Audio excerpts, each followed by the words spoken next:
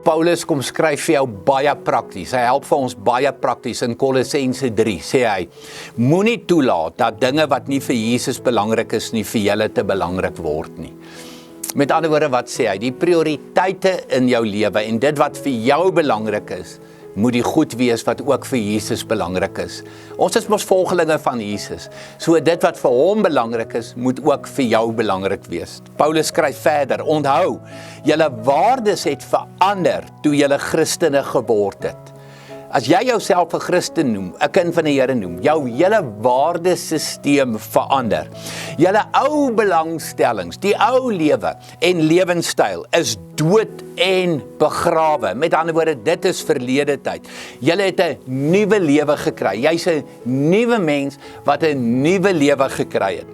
Dit waarborg God vir julle. Wat 'n fantastiese waarborg. Ek is 'n nuwe mens met 'n nuwe waardestelsel, met 'n nuwe lewe.